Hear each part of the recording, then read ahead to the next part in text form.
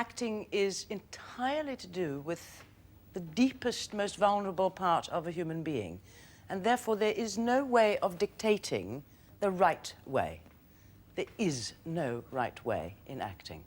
All one can do, I suppose, is open doors. The best masterclass that I ever saw was one given by Daniel Barenboim on the South Bank with a pianist, a very, very good Russian pianist. Very, very Russian.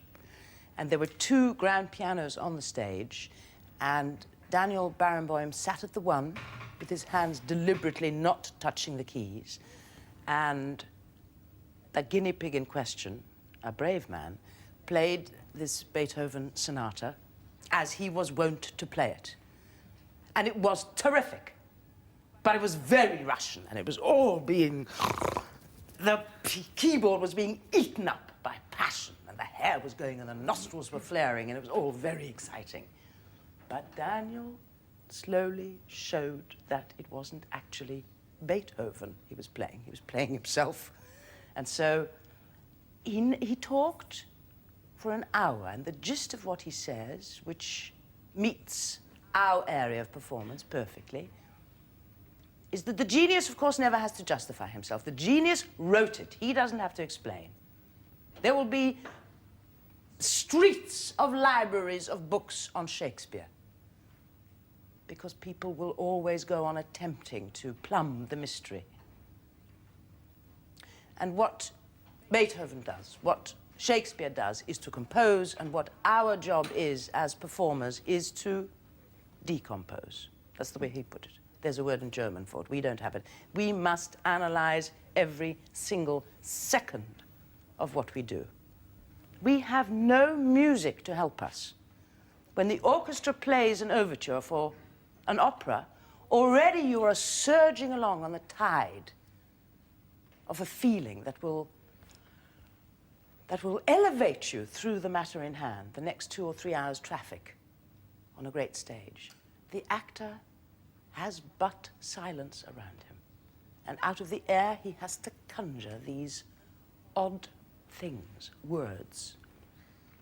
I am not capable, I don't think, of defining what the difference is between comedy and tragedy, actually. And most especially not in Shakespeare. Because in Shakespeare, the two colors, the dark and the light, are so exquisitely intermingled that there is no way of telling sometimes when one begins and the other ends. One can smile at Lear. One can weep for Viola. These things are married forever, as they are in the human condition. So, is there a way of playing comedy? I suppose, to be simplistic, the only thing that I can come up with is that as an actor in tragedy, you are aware that at the end of the play you're going to die. And in comedy, you have the sublime assurance that you're going to live. And that foreknowledge, if you like, as an actor, informs your attitude to the life that is lived on the stage. That's as near as I can get to the difference. Because the difference in kind, in approach, and in acting is the same. You search for the truth of the matter. You plunge yourself into the situation. You have relationships with people. They are not actually different. But perhaps the mark of death is writ here on a character in a tragedy. The gleam of their own mortality lurks, perhaps, at the back of the eye. And in comedy, the twinkle, perhaps, of your own immortality shines through. So it's a difference of emphasis, perhaps, and maybe that's all there is to it.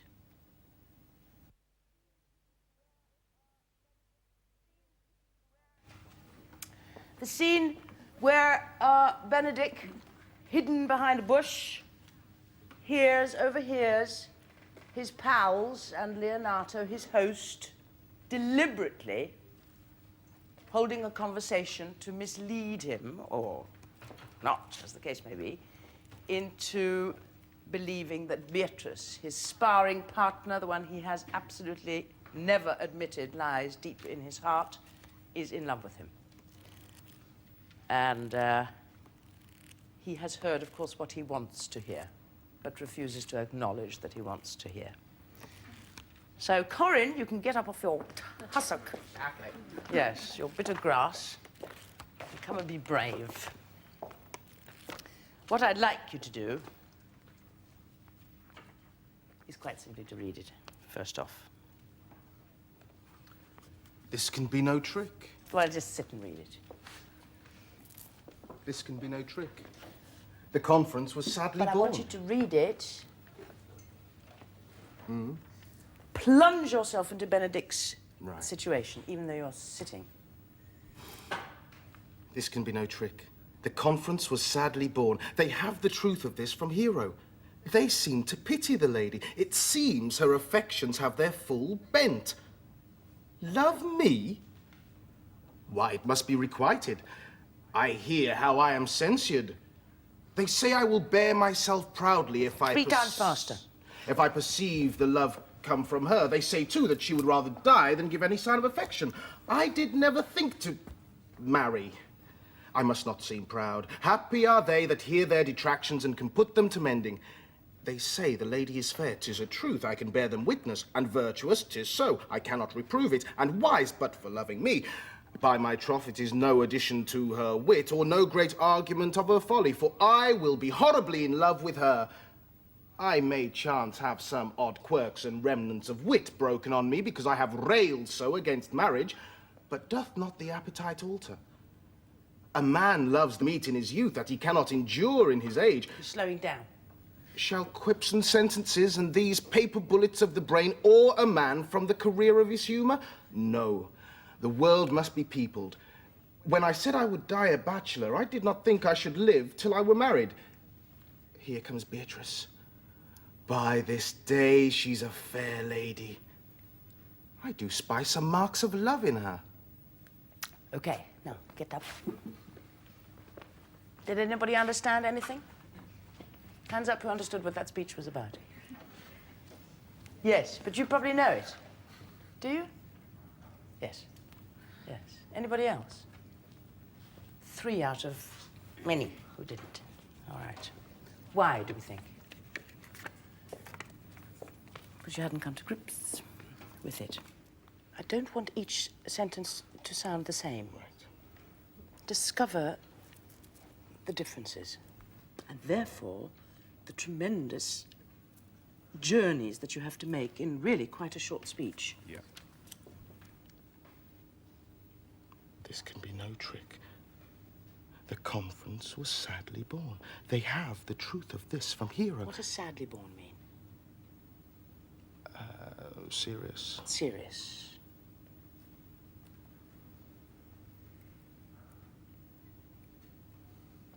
Yeah.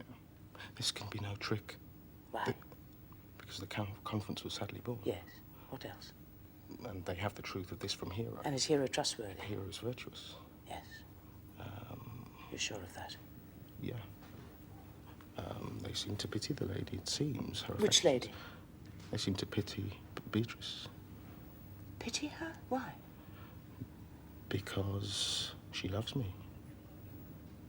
Are you... Is that good or bad? I haven't decided yet. Bit insulting, isn't it? Yeah. So take it like a man. A man loves the meat in his youth that he cannot endure in his age. Perfect justification for what's happening. Yeah. Shall quips and sentences and these paper bullets of the brain... Now, quips is different from quirks. Sentences different from remnants. So make them again different. Yeah. Shall quips and sentences of... and these paper bullets of the brain or a man from the career... What a man? Or. Shall quips and sentences and these paper bullets of the brain awe a man from the career of his humour? From the what? Career. What kind of a picture does that summon in your mind? A man who is used to doing as he wishes and doing as he pleases and making a life out of doing as he pleases. And there's the verb to career, isn't there? To career, yes. Yes. Nice double meaning in that. Yeah? Shall quips and sentences and these paper bullets of the brain... What? Shall quips and sentences and these paper bullets of the brain... Paper bullets, paper another bullets. surreal image. If Salvador Dali had painted paper bullets, that is pure surrealism. Yeah. Here we have a speech packed as tight as a parcel of wood shavings. You can hardly prize them apart. They are so closely intertwined and intermingled. And that, of course, is both the delight and the difficulty. Also, because it's not written in verse, it's not giving us clues about meanings and rhythms and line endings. You have to look all the way through it and find each perfect thing as it appears, all seemingly jumbled up. The other thing that seems to be paramount in this is how very fast Benedict's spirit and mind can move. He jumps from one thing to another. They have a tenuous connection, of course, all of them. Important to also remember that monosyllables have a completely different feel from words which are more polysyllabic. So this can be no trick. Seems to me as if it's impossible to run on as one phrase. It seems to be underlining the importance of what he's saying. Bravery, bravery, bravery. You it? Make it make absolute sense to you. Go. A man loves the meat in his youth that he cannot endure in his age. Shall quips and sentences and these paper bullets of the brain awe a man from the career of his humour? No, the world must be peopled. When I said I would die a bachelor, I did not think I should live till I were married. Here comes Beatrice. By this day, she's a fair lady. I do spy some marks of love in her. Yes. How did that feel to you? It felt better, the last little section. But slow. Yeah, I'm in the thoughts. You've got to absorb Yeah. now what we've been saying and compress it into a road mender. Yeah. Crack the surface of what has hitherto covered up your heart.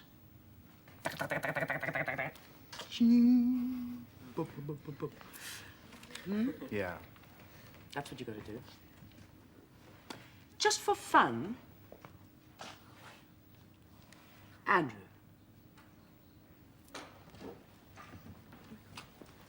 Fun.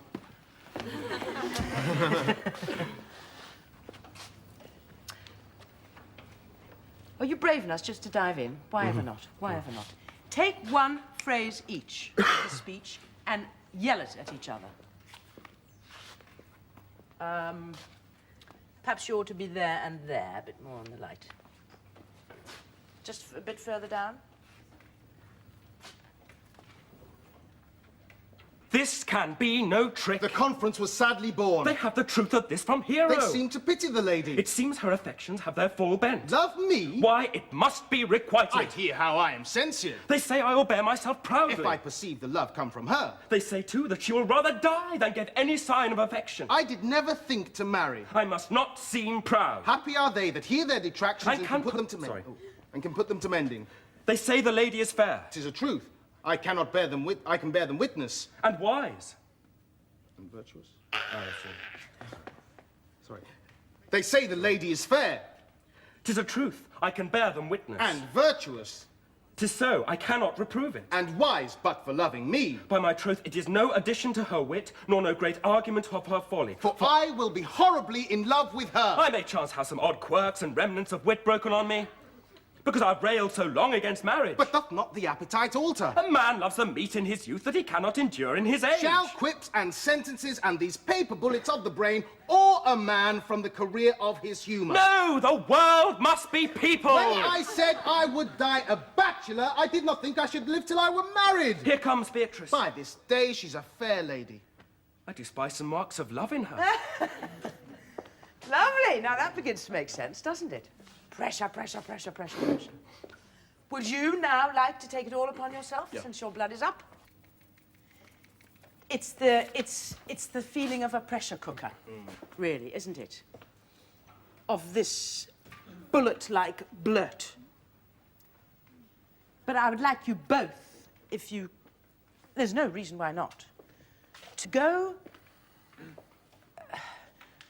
At a certain point, the actor must take over. I can't do more than urge you to be extremer in your self-revelations. Now that you've dipped your toe into the crystal clear waters of Benedict,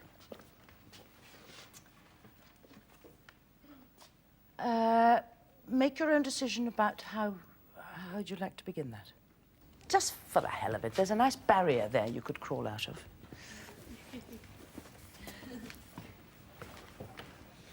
Just move along one, Gwyn. Will you?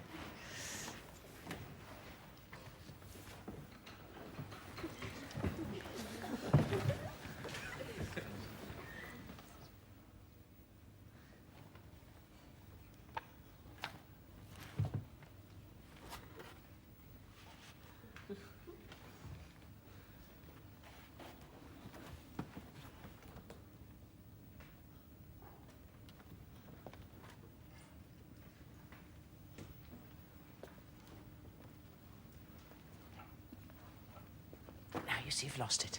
Isn't it interesting? It's lovely. It's just like expiring at the beginning of a verse line. You can't breathe out. Your walk was the equivalent of breathing out. Yeah. What has got to happen is that it's... You just can't keep it in.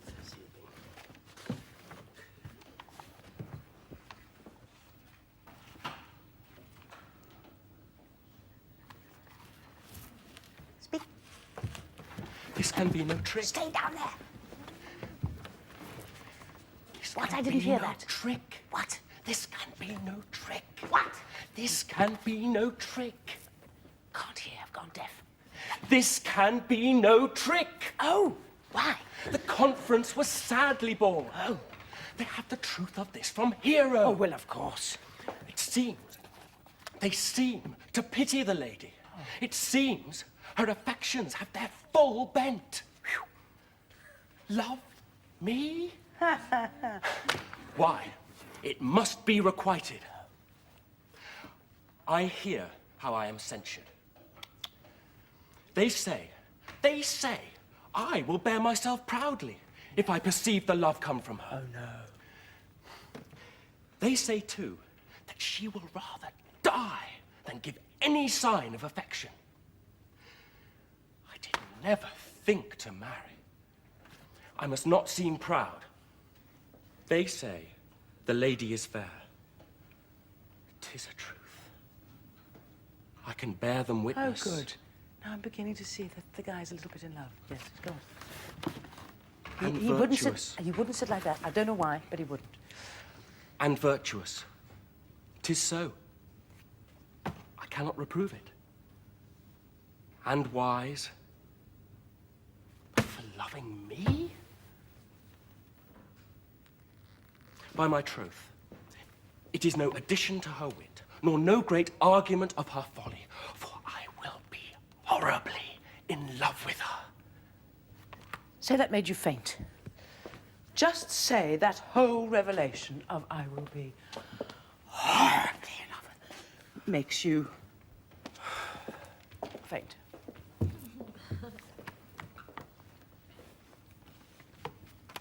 It is no addition to her wit, nor no great argument of her folly, for I will be horribly in love with her. I may chance have some odd quirks and remnants of wit broken on me because I've railed so long against marriage, but doth not the appetite alter?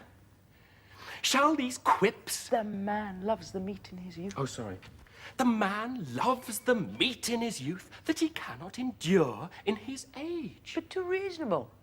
Too reasonable. How's about making it an absolute matter of fact?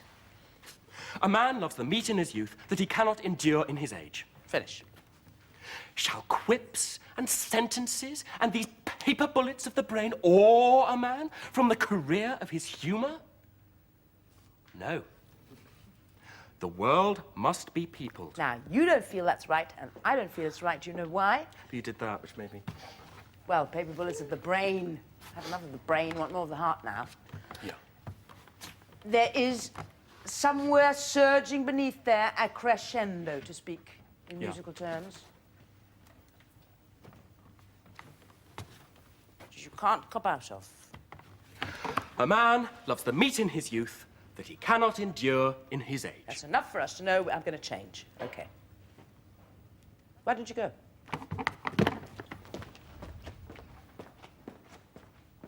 Any other thought occur to you? Shall quips and sentences and these paper bullets of the brain awe a man from the career of his humor? No! The world must be peopled! Did you get a feeling of how exciting it could be to reach? No, the world must be peopled. As the biggest bit of graffito on any building. Yeah. To justify what you're going to do for the rest of your life. Yeah. Definitely. As in a film, ripple dissolve, and we have Phoebe, who's going to be played by Emma, who's a third-year student at Lambda, and has very kindly agreed to be a guinea pig. Have you not?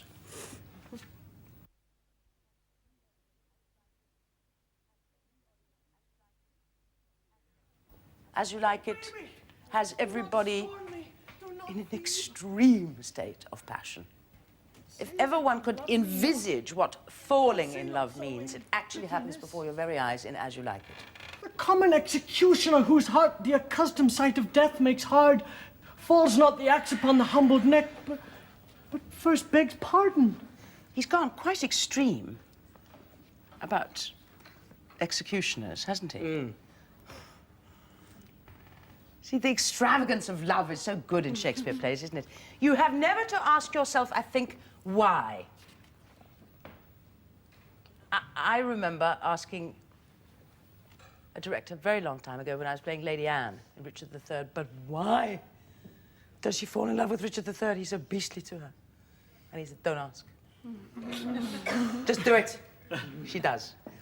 And that, in a sense, in many ways, As You Like It carries those tears, if you like, of caricatured people to the degree that there is a wicked duke and a good duke.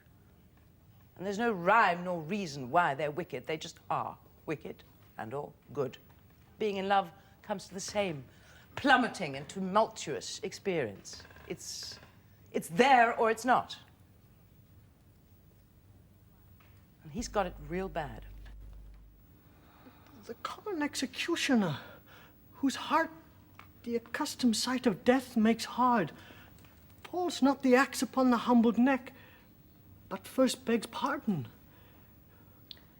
Will you sterner be than he that dies and lives by bloody drops?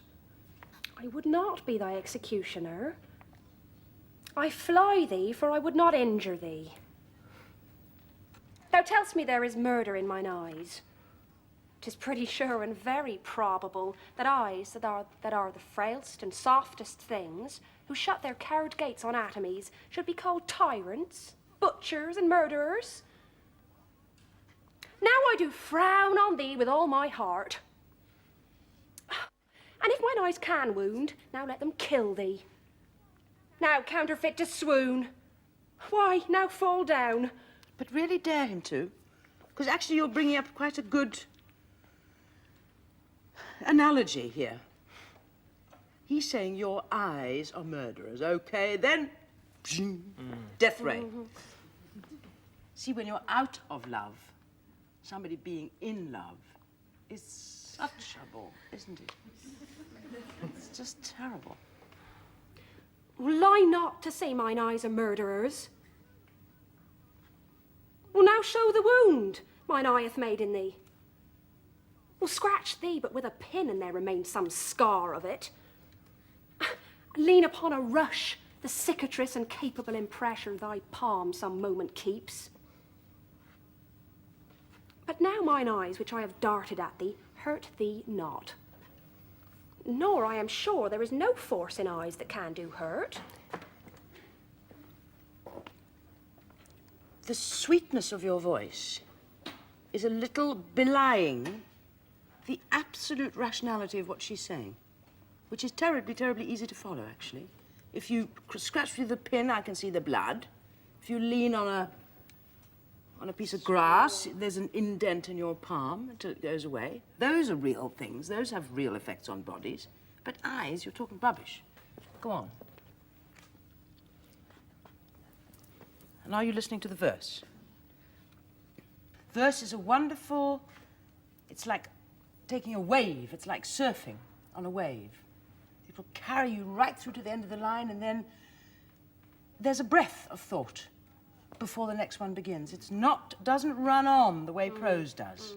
You can't pull it to pieces the way prose does. It has its internal rhythms, which you must respond to.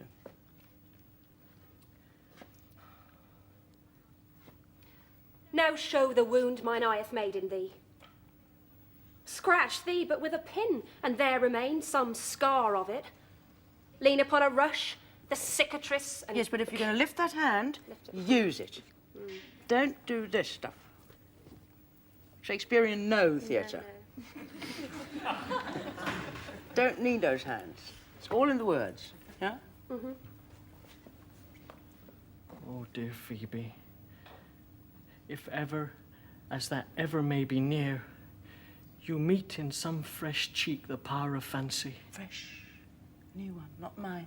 You meet in some fresh cheek the power of fancy. Then shall you know the wounds invisible. Now, that's the point. Yeah. He wins the argument with the invisible wounds. She says you can see them, see them, see them, see them. She's totally pragmatic, this girl. But he's the poet. And he understands that the wounds that really matter are the ones you can't see. So invisible, of course, is a very important word. Oh, dear Phoebe, if ever, as that ever may be near, you meet in some fresh cheek the power of fancy, then shall you know the wounds invisible that love's keen arrows make.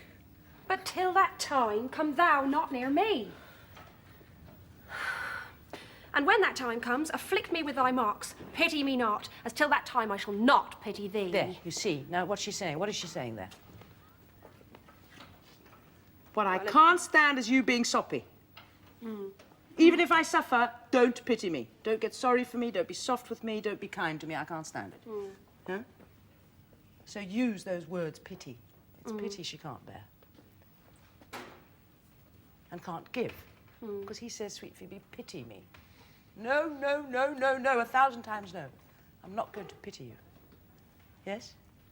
So return like for like. I mean, even though this might sound slurpy, it isn't at all. And that's what I want to get rid of in your tones.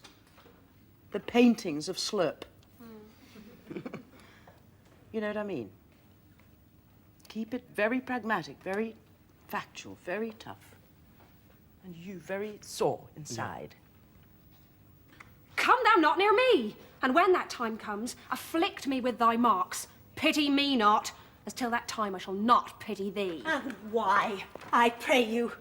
Who might be your mother, that you insult, exult, and all at once over the wretched? What though you have no beauty? As by my faith, I see no more in you than without candle may go dark to bed. Must you therefore be proud and pitiless? Be therefore. Must you Be therefore proud and pitiless? Why? What means this? Why do you look on me? I see no more in you than in the ordinary of nature's sail work. What's my little life? I think she means to tangle my eyes too. No, Faith, proud mistress, hope not after it. 'Tis not your inky brows, your black silk hair, your bugle eyeballs, nor your cheek of cream that can entame my spirits to your worship. You foolish shepherd, wherefore do you follow her? Like foggy south, puffing with wind and rain. You are 1,000 times a properer man than she a woman. And this idiot shepherd. Yes, make more of that. Foolish, you're so stupid, you're wasting your time. And she's quite angry, I think, on idiots like you populate the world with cretins. They're all going to inherit your soppy genes. This speed with which Rosalind's mind works, all of their minds work with speed, dexterity. There's nothing to stop them. Being quick thinkers, quick feelers. Yes. And the two are completely connected. You can feel quickly and think quickly. I mean, most of the time we do. Yes. You think how many instantaneous decisions we make in a second? Well, they do too. There's no need to slow it down just because they've got language, although of course one is obeying the verse. But you see where the rhythms change a little bit. Yes. And this other kind of slightly... I think always in comedy there's a naughty side to people. There's a wicked side to people. And we all respond to that quality in people, always. And it's the Rosalind that can say, you know, sell while you can, darling. You're not for all markets. That is the one that you have to Yes. It's discover a always bit. there. It always Yeah. comes through, doesn't it? So where would you like to... So, to such fools as you, To such fools as you that make the world full of ill-favoured children. 'Tis not her glass, but you that flatters her. And out of you she sees herself more proper than any of her lineaments can show her. But mistress, know yourself. don't play the tune, play the actual thing you're saying. You're just playing the tune of it a bit. It isn't her glass, it's you that flatters her. And it's from you, is it not, that she sees herself better than she actually is? Get at him. Find a paraphrase for it. You fool, it's not what she sees when she looks in her mirror that makes her the way she is. It's what you tell her that she is that makes her so vain. Yes. Now, Shall I do it now through the line? whoosh in, never delay. 'Tis not her glass, but you that flatters her. And out of you she sees herself more proper than any of her lineaments can show her. But mistress, know yourself. Down on your knees. And thank heaven, fasting for a good man's love. One of the most important parts in this play is Celia. Actually. And just because it doesn't say something, all the more are they important, actually. Their presence itself is more than enough. Oh, here we go. I know about this one. Okay. Ringside seats. What you gonna do now, baby? What I mean is, Yeah, you so have immediately to disengage you have in a to way. make up your own play for yourself, because he didn't give you the words for it. So now you've got to make up your own entire scenario, which must be a completely Celia scenario. Love generates a terrific amount of energy in people, doesn't it?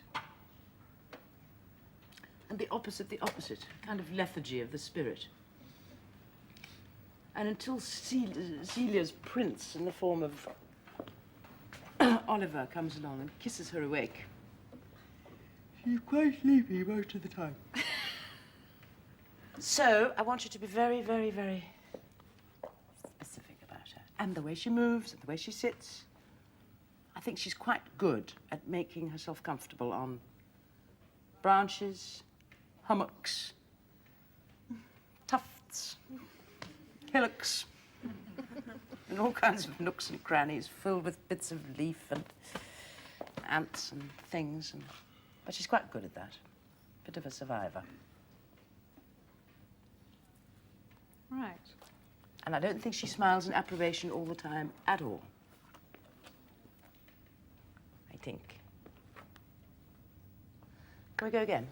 What, though you have no beauty? As by my faith, I see no more in you than without candle may go dark to bed. Must you be therefore proud and pitiless? Why, what means this? Why do you look on me?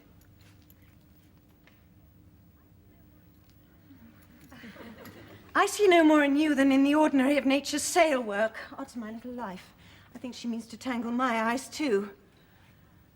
No, faith, proud mistress, hope not after it.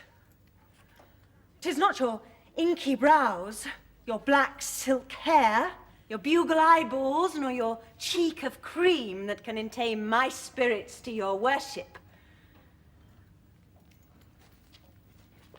You foolish shepherd, wherefore do you follow her?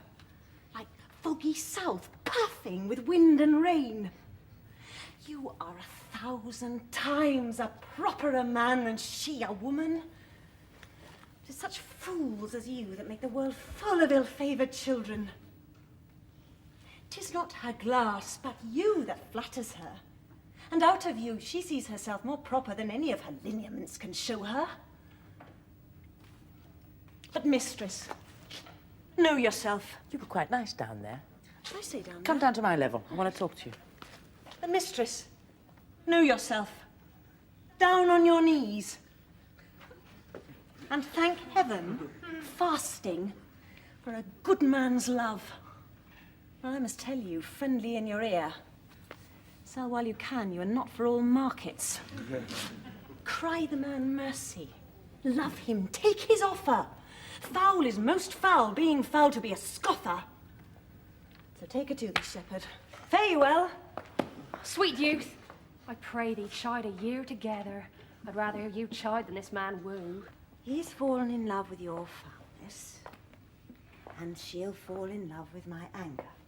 If it be so, as fast as she answers thee with frowning looks, I'll sauce her with bitter words.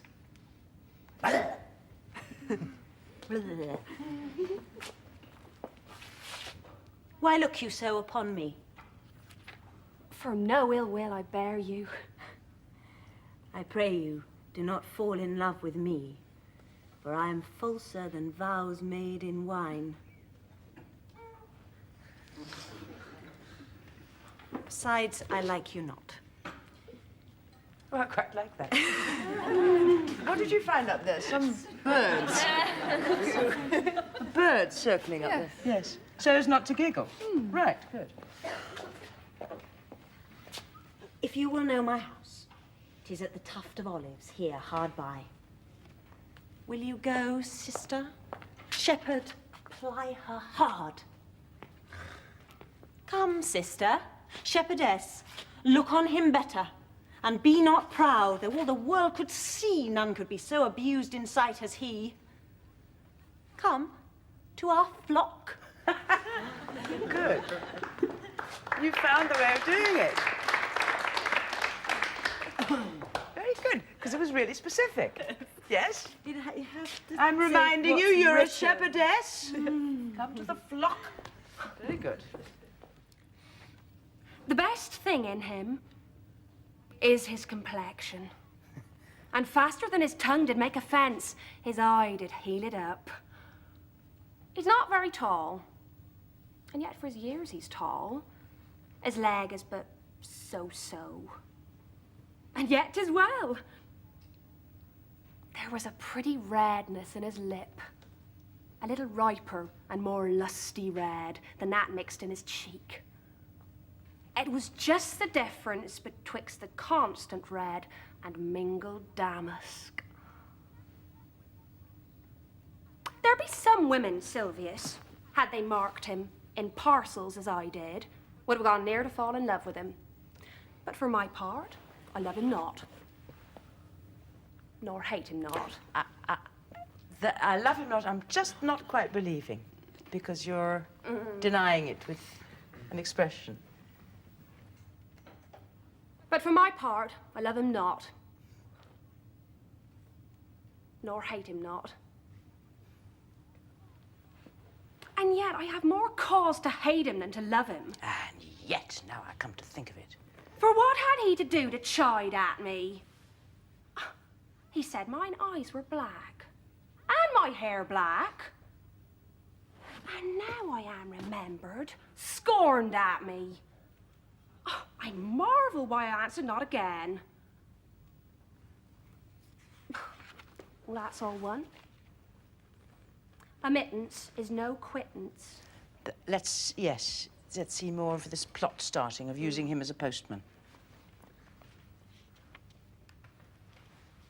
Admittance is no quittance. What's it mean? To have forgotten to have told him off. He's not going to get away with it. All right.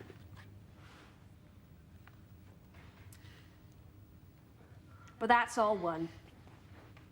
Admittance is no quittance. I'll write to him a very taunting letter. And now be really awful and woo this one. My lot in life, isn't it? Go on, touch his face and he'll do anything. I marvel why I answered not again. Well, that's all one. Admittance is no quittance. I'll write to him a very taunting letter, and thou shalt bear it. Wilt thou, Silvius? Phoebe, with all my heart. I'll write it straight. The matter's in my head. Go on and in my... confiding in him, because it's terrible. I'll write it straight. The matter's in my head and in my heart. You were touching his face, which is terrible. Oh, that's rotten. Yes, it's rotten. Go on. I'll try. I'll write it straight. The matter's in my head and in my heart. I will be bitter with him and passing short. Go with me, Silvius. Yes, what I mean is, Oh, I can't. you must. Really, you have to do that. I think it's inevitable. I'll write it straight. The matter's in my head and in my heart. I will be bitter with him and passing short. Go with me, Silvius.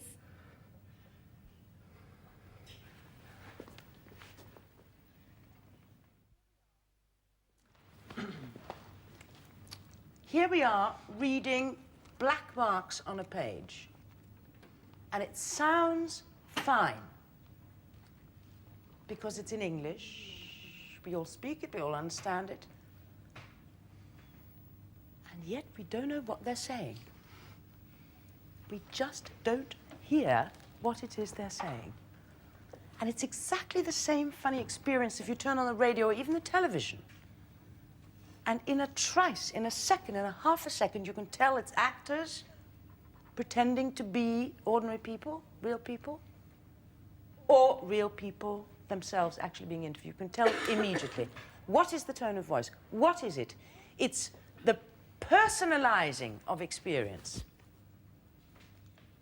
The actual feeling of experience, which makes the word live. And at this early stage when you're reading, they haven't absorbed it into themselves at all yet. We're simply reading the hieroglyphs. And so, nothing has happened. So all we can do now, in a place like this, is try and uncover those layers so that it becomes more specific, totally ungeneralized, and completely as real as we can get it in a very horribly short space of time.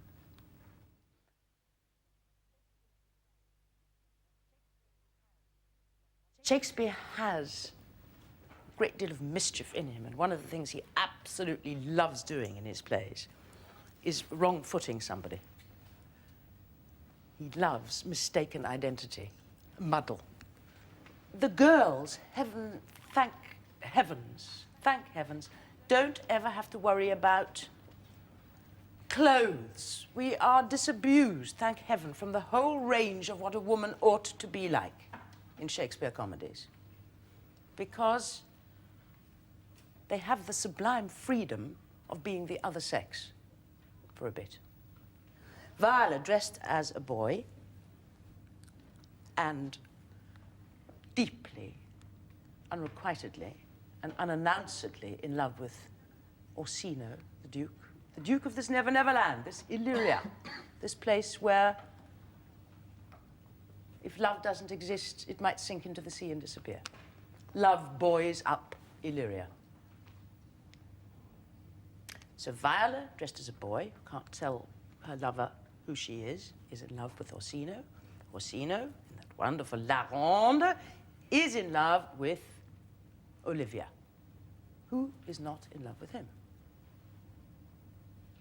And Viola comes as a messenger, as Orsino's messenger, the pain of having to tell this woman, whom she's never seen before and never met before, that her employer loves her, is what she has come to do. Give me my veil. Come, throw it on my face. We'll once more hear Orsino's embassy.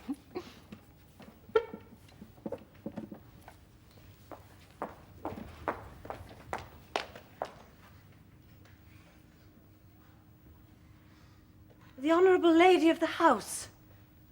Which is she? Speak to me. I shall answer for her. Your will.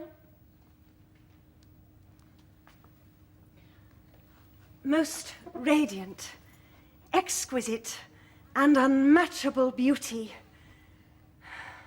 I pray you tell me if this be the lady of the house, for I never saw her. I would be loath to cast away my speech, for besides that it is excellently well penned, I have taken great pains to con it. Good beauties, let me sustain no scorn. I am very comfortable even to the least sinister usage. Whence came you, sir? No, but why did you let your giggles go through that? What did you stop them for? Yes. Good beauties, let me sustain no scorn. I am very comfortable even to the least sinister usage.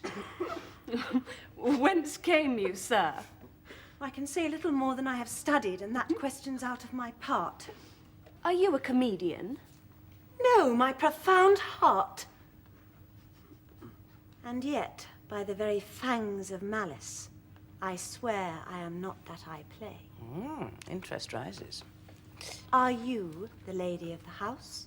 If I do not usurp myself, I am. Most certain if you are she. And now you can get cross with her. Yes. Bloody well, Sit if you there are. under a Yes. blanket. You see, you're of the same class, you two. Yes. She doesn't know it. But you feel no qualms whatsoever about giving her hell for behaving with such rudeness to a visitor. But this is from my commission. I will on with my speech in your praise and then show you the heart of my message. Come to what is important in't. I forgive you the praise. Alas, I took great pains to study it, and 'tis poetical. Yes, just be a bit more pleased with your work. Which you've, I don't know, you might have a bit of paper. No, you've learnt it by heart, haven't you? Yes. And also you don't want to forget it. There's this actor's panic. If I don't get it that out you now... if you don't get it out now, while I still remember it, I'm going to forget it. I will on with my speech in your praise and then show you the heart of my message. Come to what is important in't. I forgive you the praise. Alas, I took great pains to study it, and 'tis poetical. Will you hoist sail, sir? Here lies your way. No, good swabber. I am to hull here a little longer. In the interests of the scene, why don't you now try Olive, and you be a real giant, because you're much taller than her. Okay, have a go. From the beginning. Yeah. Good madam, let me see your face. Any commission from your lord to negotiate with my face? You are now out of your text. A little bit lighter. I know what you mean. But she's still very much in charge. Yes. Any commission from your lord to negotiate? Did he give you a tip to look at my face? Probably not. Huh? Have you any commission from your lord to negotiate with my face? You're now out of your text. But we will draw the curtain and show you the picture. Now, of course, Olivia can only do that if she's absolutely sure that what appears is going to be fine. Yeah. Can't she? Yeah. So she's so self-confident. And of course, what Viola sees... she's beautiful. Yes, exactly. Awful. You hoped she'd have 3 heads and cleft palate and eczema. Look you, sir. Such a one I was present, this present. Is not well done? Excellently done. If God did all. 'Tis in grain, sir, 'twill endure wind and weather. 'Tis beauty truly blent, whose red and white nature's own sweet and cunning hand laid on. Lady, you are the cruelest she alive if you will lead these graces to the grave and leave the world no copy. You noticed something, of course, didn't you? About? Viola goes into verse. Yes, I know, straight Boom. away. Because it's hotting up. It's elevated thought. And it's the only way she can put it to sort it out is into verse. Into that upper atmosphere of verse rather than the prosaic. Yes. But Olivia remains firmly, commonsensically, self-assuredly in prose. Huh? I will give out divers schedules of my beauty. It shall be inventoried, and every particle and utensil labelled to my will, as item. 2 lips in different red. Item, 2 grey eyes with lids on them. Check off your laundry list. 2 pairs of knickers, 5 pairs of stockings, junk, you know what I mean? It's Right. deeply uninteresting to you. Oh, sir, I will not be so hard-hearted. I will give out divers schedules of my beauty. It shall be inventoried, and every particle and utensil labelled to my will, as item 2 lips in different red, item 2 grey eyes with lids to them, item 1 neck, 1 chin, and so forth. Were you sent hither to praise me? I see you what you are. You are too proud. But if you were the devil, you are fair. How don't you get a bit more angry with her? If you look like that and you're loved as you are, you should prize it. This theme runs also through As You Like It very much. And the theme of pride, which runs through all 3 of the extracts we're using. I see you what you are. You are too proud. But if you were the devil, you are fair. Oh, such love could be but recompense, though you were crowned the nonpareil of beauty. How does he love me? With adorations, fertile tears, with groans that thunder love, with sighs of fire. Your lord does know my mind. I cannot love him.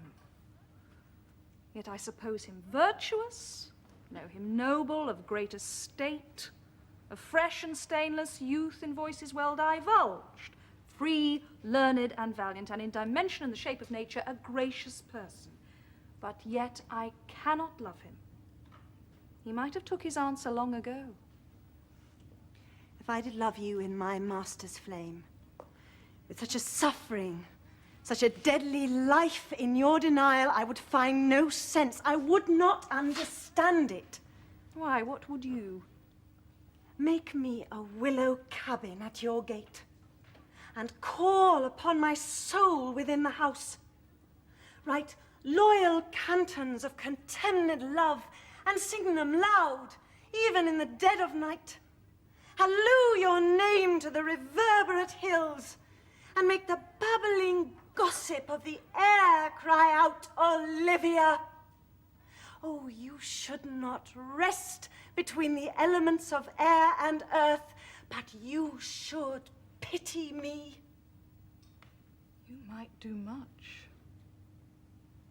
Did you feel much simpler? Yes. I mean, what happens with that kind of intimacy and Yes, intensity? now the problem always is to keep that intimacy when the time comes for Well, it to be in a immediately larger the space. consciousness goes over there. But at least you must remember the feeling of that real talk. Get rid of the poetry, she's not wrong. It will come out itself when the feeling is right to inform it. You don't have to worry about the sound of it. Maybe it's a mistake to record plays on television now. The power of the theatre is that it resides in here. And people's memories of it are what make them great events. To record them for posterity so that people can go back and actually see what people used to do, I think is probably a grave error. I don't want to be recorded for posterity. I don't want people to say, God, is that what they used to do? Because it'll change again. We can't get out of the way of Shakespeare. He's too big. There he is. Got to deal with him. And he's the best, so there you are. But styles of verse speaking, I think, have changed dramatically. And we respond much more to the real than to the musical.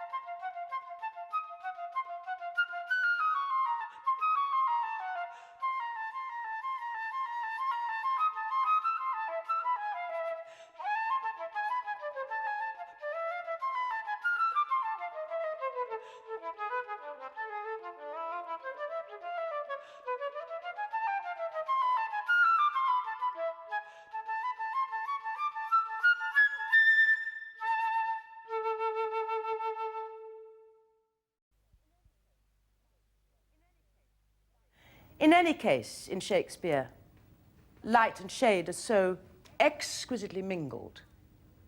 You can smile in Lear, and you can weep in Twelfth Night.